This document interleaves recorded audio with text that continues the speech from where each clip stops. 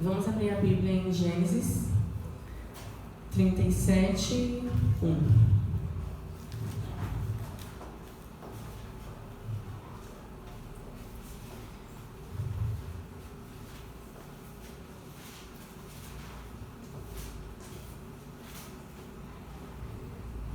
Amém.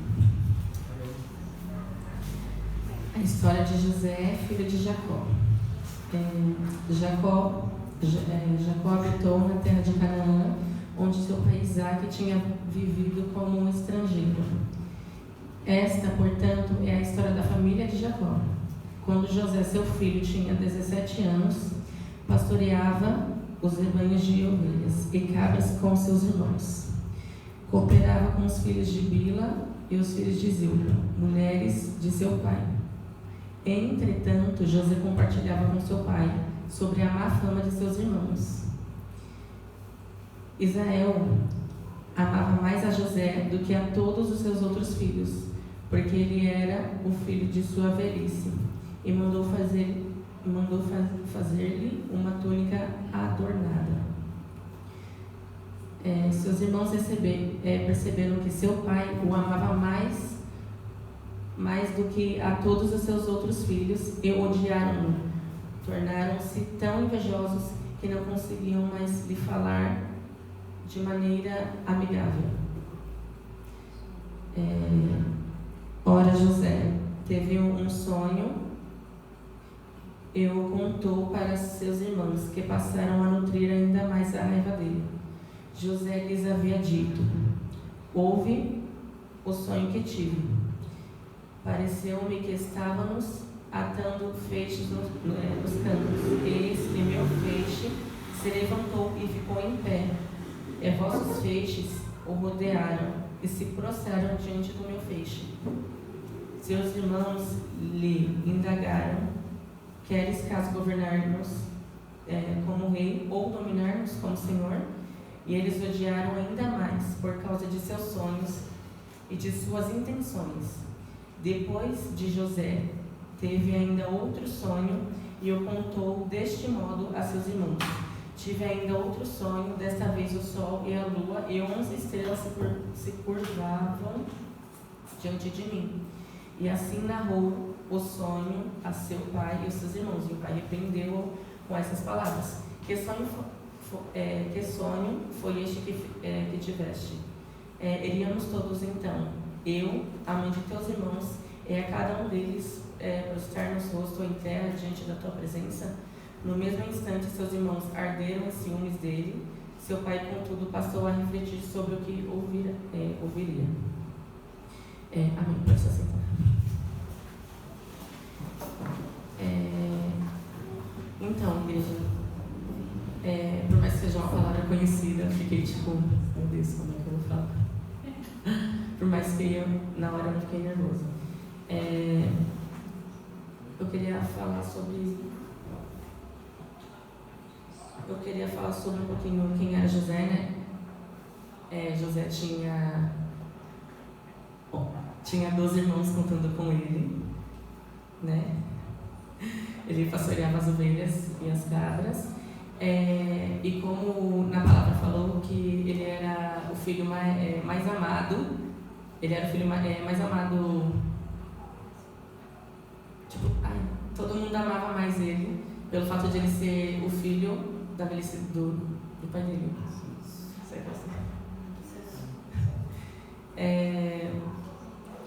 Eu também queria falar sobre os sonhos que ele teve. Ele teve, tipo, nos sonhos que mostrou na Bíblia, que ele acabou tendo, a gente já pode ter uma noção do propósito que Deus tinha. Mas para José, mais para frente. Por mais que o pai dele repreendeu, porque ninguém entendia nada. E pelo fato de ele ser diferente,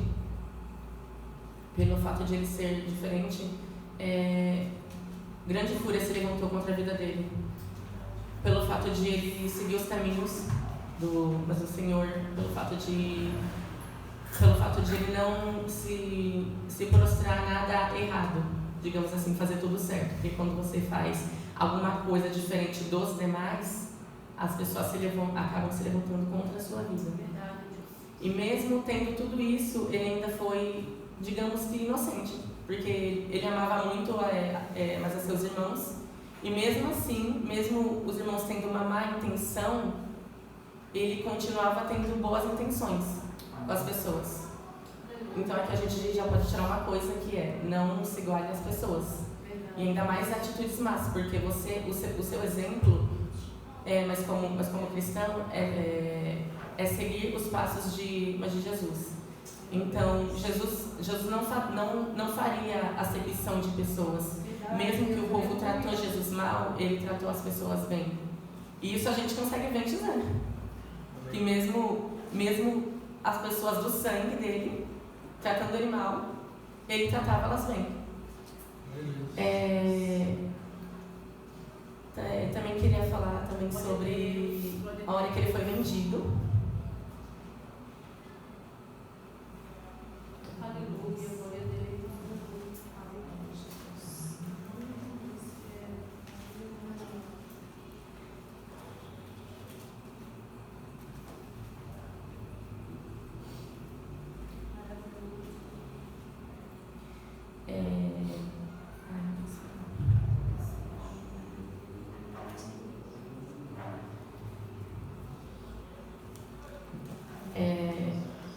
Pelo fato de José ser um sonhador e pelo fato de ele ter aqueles sonhos, os irmãos dele se levantaram contra ele e jogaram ele numa cova. Numa cova ou foi num poço?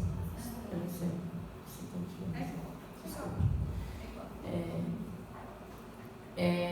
E pensaram em matar ele, mas o seu irmão Rubem falou que não valia, digamos que não valia a pena derramar o sangue em suas mãos.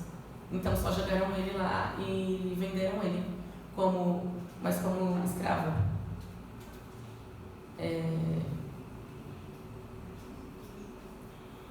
Glória a Deus.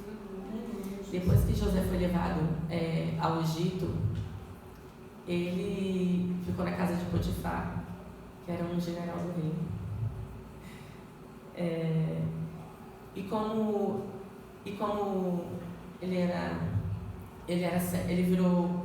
escravo e ele acabou virando servo do general do rei, de Potifar. E Potifar, mesmo Potifar não conhecendo ele, como ele poderia ter discriminado pelo fato de ele ser escravo, ele conseguiu ver Deus na vida de José. Mesmo assim, ele conseguiu ver que José era um homem usado por Deus. Então, com isso, a gente ainda já pode ver também que José, mesmo com aquela situação, que ele poderia ter desistido, poderia ter frustrado ele continuou firme. Porque ele não murmurou, em nenhum momento ele reclamou, ele perguntou para Deus, nem nada. Ele simplesmente confiou. Aleluia, glória a Deus. E conforme ele teve essas atitudes, Potifar já conseguiu ver isso nele, que ele era um homem de Deus. E conforme Potifar conseguiu ver isso nele, ele colocou ele como, digamos, como é que eu posso dizer? Um chefe de todos da casa, no caso. Ele só um patamar abaixo de Potifar, digamos assim. E Potifar ele não se preocupava com nada, porque ele deixava tudo de acordo. Nada saía do lugar. Porque ele já era um homem usado por Deus, ele já tinha muita sabedoria. Então ele conseguia manusear tudo, entendeu? Eu também queria falar sobre a parte de a mulher de Potifar, né? Que, meu Deus. Ela tentou se deitar com José.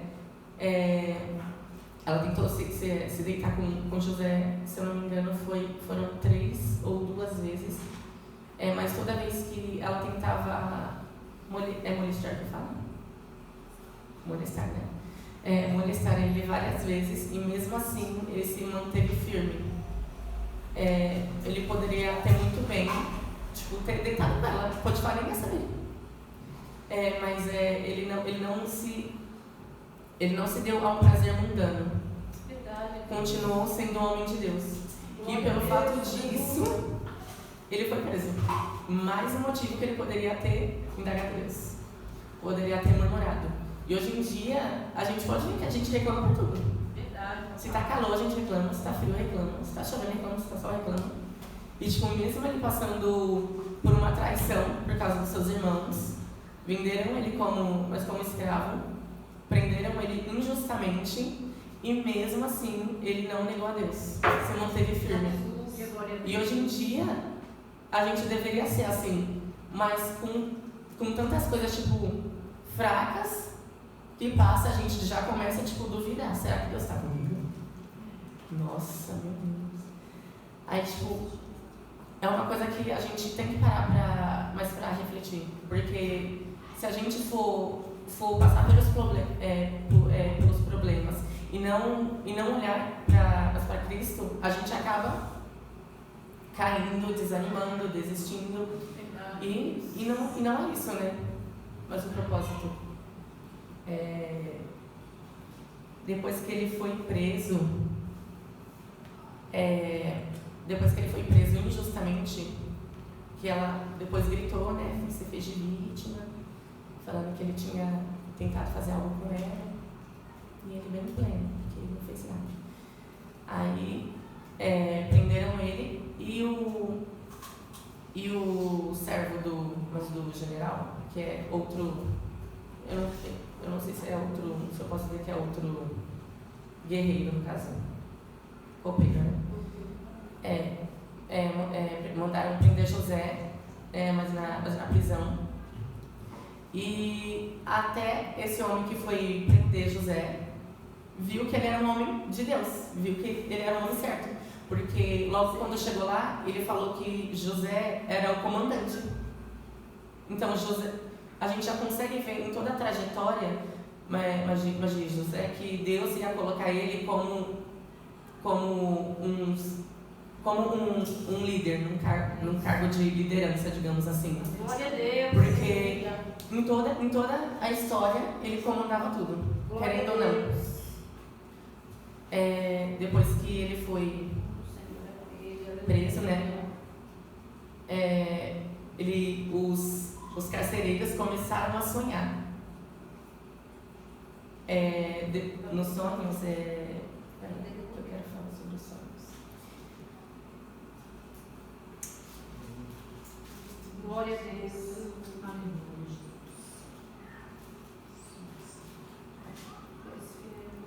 Deixa eu ver. Em Gênesis 40. Isso. É o copeiro. Isso. José interpreta sonhos na prisão. Passado algum tempo, depois desses acontecimentos, o copeiro do rei do Egito e seu padeiro praticaram um ato de ofensa ao seu senhor. O faraó irou-se com os dois oficiais, o chefe dos copeiros e o chefe dos padeiros, e mandou que fossem presos na casa do capitão da guarda, na mesma prisão em que José se encontrava. Então o capitão da guarda, os confiou aos cuidados de José, para que o servisse, e ficaram certo tempo detidos.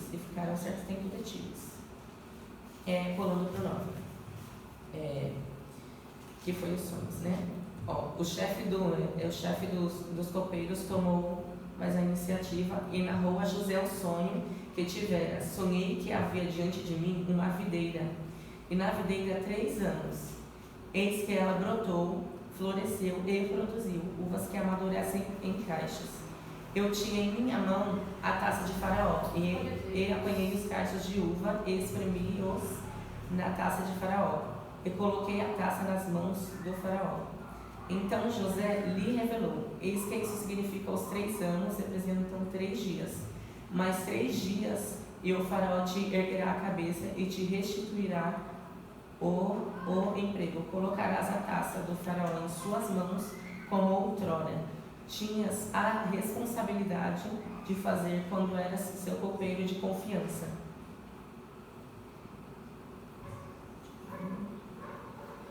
Seu copeiro de confiança. Pulando para o 16. Ouvindo, pois, o chefe dos padeiros essa interpretação promissora, imediatamente rogou a José: eu também tive um sonho. Havia 3 cestas de bolos sobre a minha cabeça. Na cesta mais alta havia todos os tipos de doces que o faraó aprecia. Mas as aves os comiam na cesta sobre a minha cabeça. Então José lhe redarguiu da seguinte maneira: eis o que significa este sonho. As 3 cestas representam 3 dias, mas 3 dias ainda e o faraó te erguerá a cabeça, mandará decapitá-lo e empalar teu corpo numa estaca, e as aves comerão a tua carne. Forte. Porque é que nem aquele ditado: quem procura acha.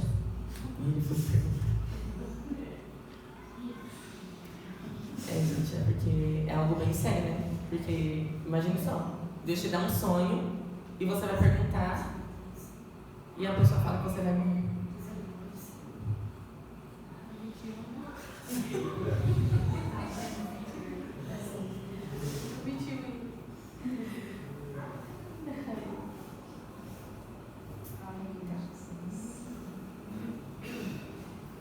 E restaurou o chefe dos copeiros à sua posição original, de modo que ele retomou plenamente as suas funções junto ao rei e voltou a ser aquela pessoa de confiança que serve a taça do faraó.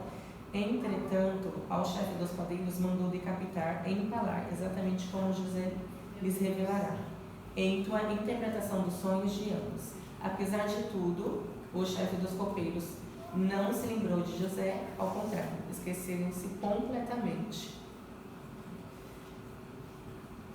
Aí se passaram 2 anos e ele ainda não murmurou. Não murmurou, por incrível que pareça.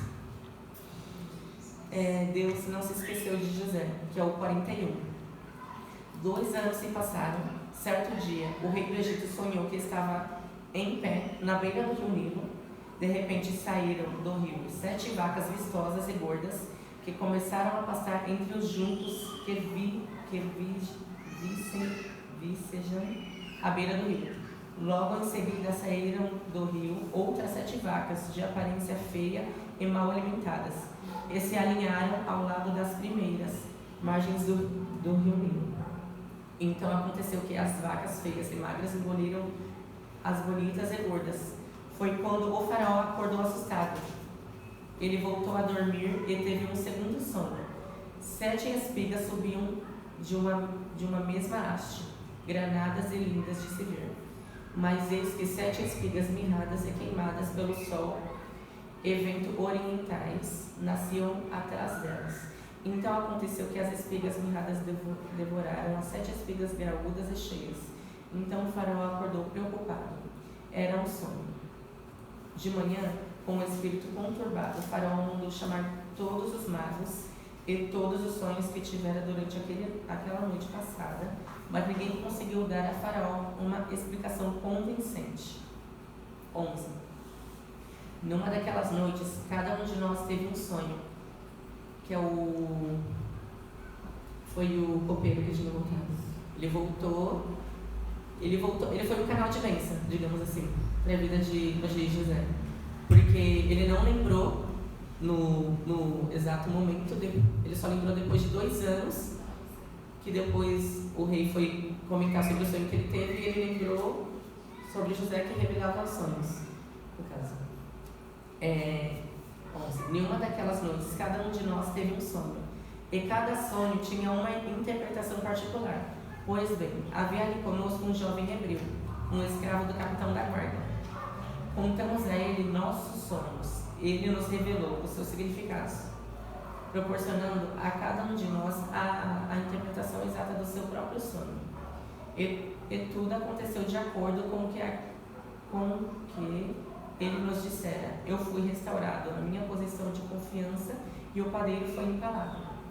Assim que ouviu isso, o faraó mandou chamar José, que foi trazido às pressas da prisão, onde estava, depois de se barbear e trocar de roupa, apresentou-se perante ao faraó. Então o faraó dirigiu a palavra a José e declarou: eu tive sonhos que ninguém consegue interpretar. Entretanto, ouvi dizer de ti que quando ouves qualquer sonho, pode decifrá-lo. E mesmo ele tendo lembrado, e mesmo tendo passado 2 anos ainda, ele não se glorificou. Glorificou a Deus. Portanto, que depois ele fala: contudo, José disse a Faraó: quem sou eu? É Deus que dará a Faraó uma resposta favorável. Porque ele sabia que sem Deus ele não era nada. Então a gente pode ver que mesmo em 2 anos a confiança dele não foi abalada em Deus. Ele continuou firme com a confiança dele em Deus. Então Faraó contou a José quem sonhará em meu sonho. Parecia-me estar em pé na margem do Nilo. Eis que subiam do Nilo 7 vacas bem alimentadas e de bela aparência, que começavam a pastar entre os juncos. No entanto, eis que outras 7 vacas emergiram logo depois delas, exaustas, de aparência feia e mal alimentadas. Jamais vi animais tão debilitados em toda a terra do Egito. As vacas magras e feias devoraram as 7 primeiras, e as vacas gordas. 28. É exatamente como eu anunciei ao Senhor. Aprove a Deus a mostrar a Faraó aquilo que vai fazer aproximadamente. Entretanto, em seguida, virão 7 anos de fome. Então, todo o tempo se abastança será esquecido. Portanto, a fome arruinará a terra. A fome que se abaterá dos bons anos será tão severa que o tempo de abundância não será mais lembrado sobre a terra. A gente já pode ver que deve ter sido uma seca como? Não teve nada, né? Porque... Ai, meu Deus, não perdi.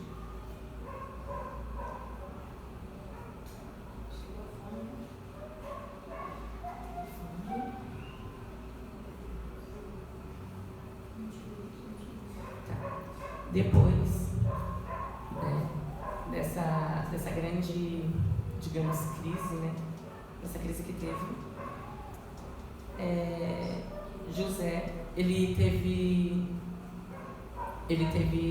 sabedoria, planejamento estratégico. Por que planejamento estratégico?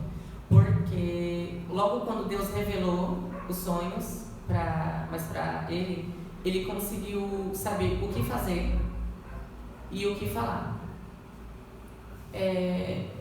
Muitas vezes a gente, em muitas situações difíceis, nós não conseguimos saber o que fazer, mas é pelo fato de nós não, às vezes é porque a gente não está tão firmado na palavra. Porque quando a gente é bem firmado, a gente sabe que independente do que vir, do que acontecer, tudo vai dar certo, né? E a gente pode ver isso, mas por José, porque por mais que ele passou por tudo aquilo, ele ainda confiava em Deus. E planejamento estratégico a gente também tem que ter na nossa vida para fazer tudo mesmo. Tempo, a gente tem que separar tempo para tudo, que nem eu, mas eu estudo, separar tempo para estudar a Bíblia, mas para orar, para me consagrar, para mim estudar as lições da escola, para mim ensaiar. A gente tem que saber escolher o que é prioridade para nós e o que não é. Primeiramente Deus, sempre. Mas a gente tem que saber separar as coisas, porque às vezes a gente acaba não tendo um planejamento, aí a gente fica louco. Aí com isso a gente acaba enfraquecendo, porque se você não tem um planejamento, hoje eu vou ler a Bíblia, nem se for mais um versículo, você acaba ficando fraco, porque você não ora, não jejua, você não lê a Bíblia.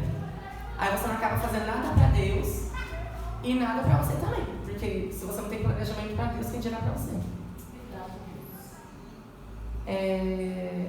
ele teve sabedoria.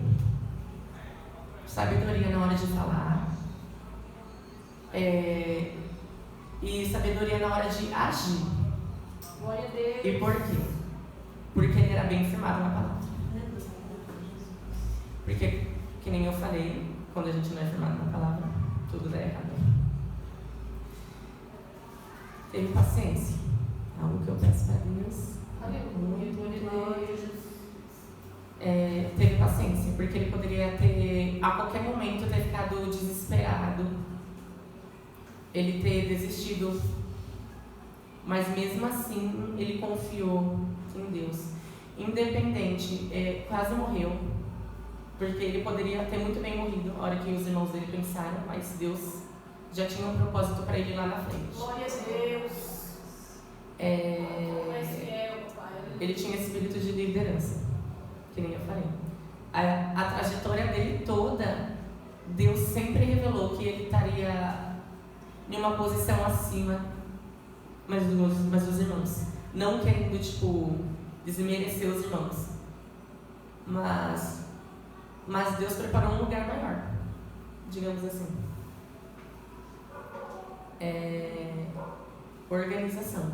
Aleluia, glória a Deus. Ele soube, na hora que foi ter a crise, ele soube organizar bem os projetos para que todo mundo daquela região não passasse fome. Verdade, papai. Então isso é uma coisa muito, muito, muito doida, porque ele conseguiu manusear muito bem o que Deus falou, ele conseguiu interpretar muito bem, sabe? Glória a Deus, aleluia.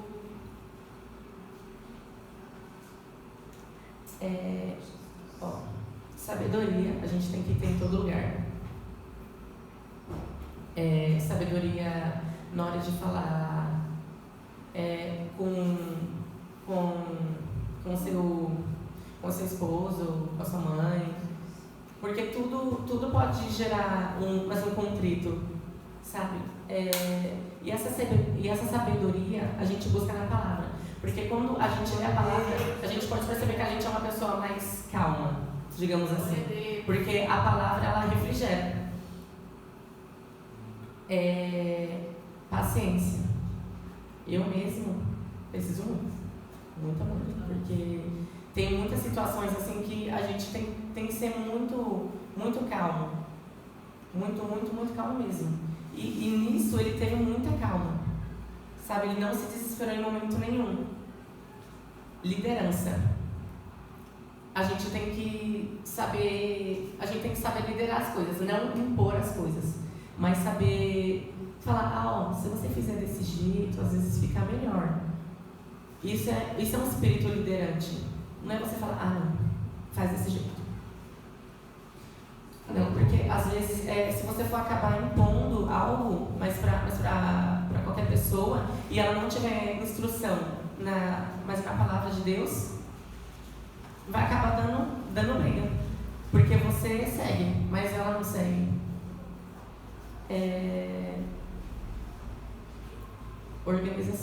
Organização na nossa vida, principalmente no nosso ministério também. Nós temos que saber muito, sabe, administrar a nossa vida. Eu acho que sabedoria, organização e sabedoria são algo, eu acho que devem andar lado a lado. Planejamento são algo que devem andar lado a lado, porque eu acho que um complementa o outro. Porque se você tiver planejamento, você tecnicamente já vai ter um pouco de sabedoria. E esse planejamento já vai entrar organização. Então, a gente saber fazer as coisas tanto para Deus e tanto na nossa vida. Porque que nem Deus fala que põe a tua casa em ordem, é muito essa verdade.